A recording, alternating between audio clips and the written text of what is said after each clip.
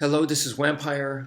In order to improve your Filipino martial arts skill, there's a lot of people that cross-train in Filipino martial arts with another style. So we're talking about Kali, Escrima, and Arnis, and then you're going to combine that with a totally different style from the outside. And usually what I've seen is like the rest of the world it's popular to combine it with Jeet Kune, Bruce Lee system Jeet Kune.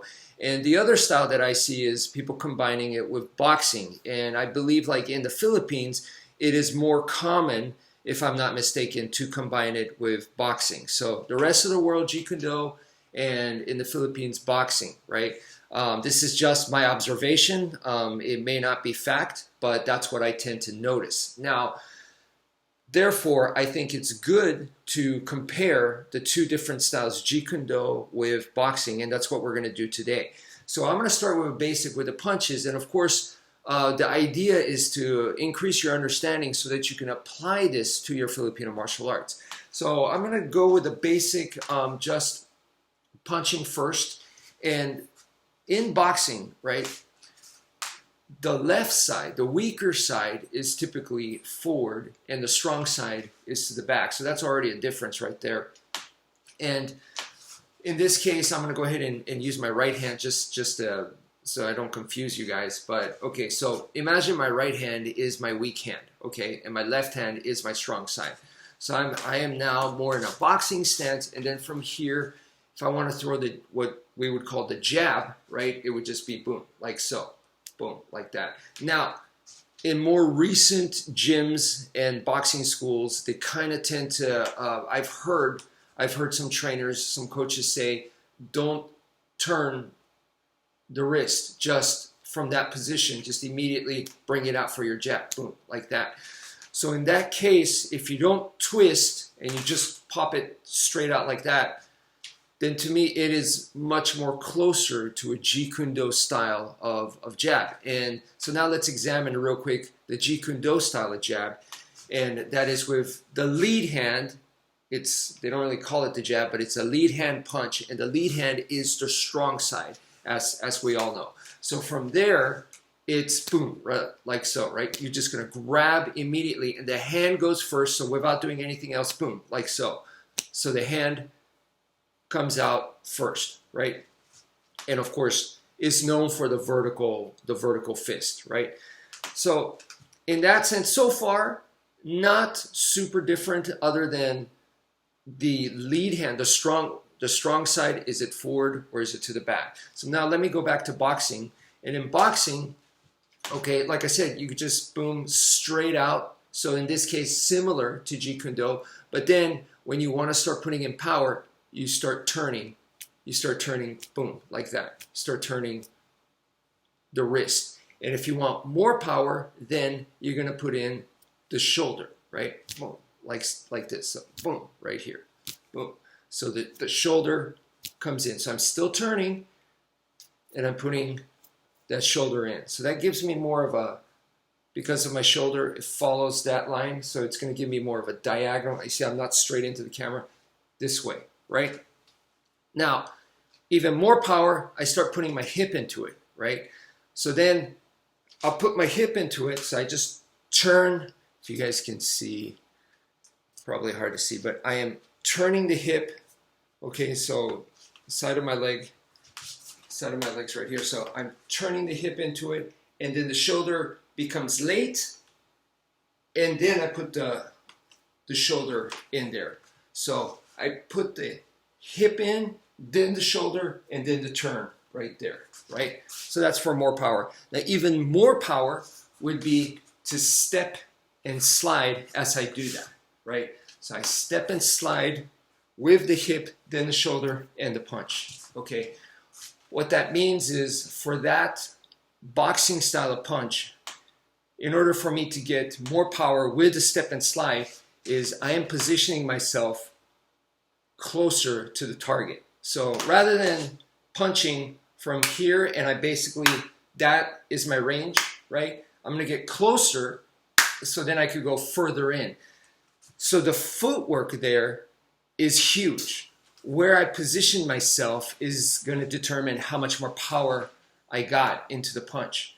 So it's very strategic in that sense, where I place my foot as opposed to the opponent. So in that sense, footwork becomes super, super important. It's very technical. And that's, to me, my observation, my interpretation of the boxing and how to put power into your punches. Now let's go to the Jeet Kune method. And like I said, with Jeet Kune, it's just you're grabbing. It's almost like you're just reaching out and grabbing something as fast as you can. So then its hand goes first, right? And then from there, if I want more power, I'll put in the shoulder, right? So in that sense, so far, very similar, right? But I'm not turning the wrist. So boom, like this, right? Want even more power, then for the Jeet Kune punch, it would come from the leg, and the leg would throw my whole body in there. So it's not the front leg. In the boxing, remember, it was step and slide, right? So in this case, it's the back leg.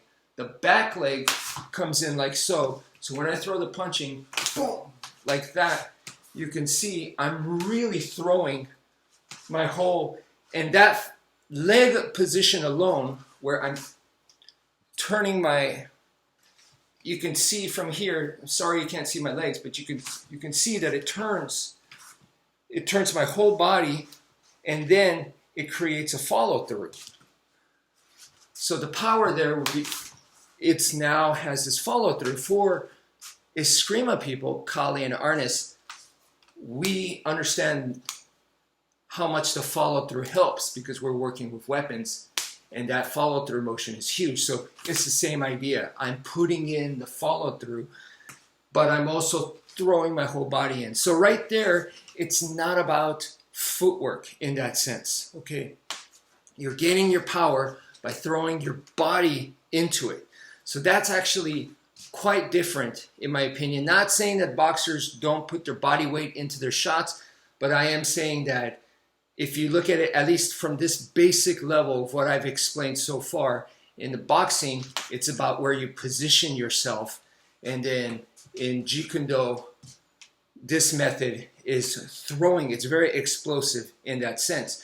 So they're just, it's not one is better than the other, but it's definitely understanding the two is different. So if you see in the Jeet Kune method, you're going to end up like this a lot of times. So that means I'm not in a good position to keep engaging from here. Now, it is possible from here that I could come in for my second shot, which is going to be more of a karate type hit. That is possible, but it definitely seems like I'm going to be more sideways. So I'll be running away, and you are definitely fighting a lot more sideways. Whereas in the boxing, you don't want to obviously stand square, but you do definitely want them to come in between right hand and left hand, boom, boom, boom. So it's this crisscross. You want them in this crisscross, bam, bam, bam, bam, bam, bam, bam, bam, bam, bam. You want them in there, right here where it's both. So in that sense, it's less of fighting sideways. So to me, then what's the difference between fighting a little bit more square versus fighting more sideways? Then it's like the back in the old days when you watch the PKA, Professional Karate Association, and those guys, when they, those kickboxers challenge the Muay Thai fighters, and the Muay Thai fighters are going to be a lot more square, and then the PKA guys are using side kicks and stuff, so they end up a lot more sideways, and you can see the difference there. And ultimately, for a combat sport, fighting a little bit more square is going to favor it. Why? Because you are rewarded for offense. You're not rewarded for defense. You're not rewarded for surviving. You're rewarded for how much damage you do. So the sport encourages offense. So therefore, the Muay Thai, I believe, had the advantage in that sense. But for a street situation where it's more like survival and defense is going to be a lot more important, then I feel like fighting sideways can be very, very beneficial. So therefore, you know, when you're thinking about the street and self-defense, I'm thinking the majority of the time is going to be probably more beneficial to be more sideways And if you think about like now start going into European sword fighting, where you are going to be doing more like fencing type of stuff, it just seems to make sense to be more sideways, more defensive, more survival oriented, and longer range fighting, because the more distance you have, the safer you are, period, you know. But then there are times where it's inevitable and you end up in medium range, and this is where it's super dangerous, and boxers, kickboxers, Muay Thai fighters tend to specialize in that area. You need to be able to fight there. You need to be able to survive there. And then from there, sometimes you have to get even closer and neutralize the medium range. And that is why I think it's important to study both, but then don't let it confuse you. So anyway, I talked a lot, but that's it for now.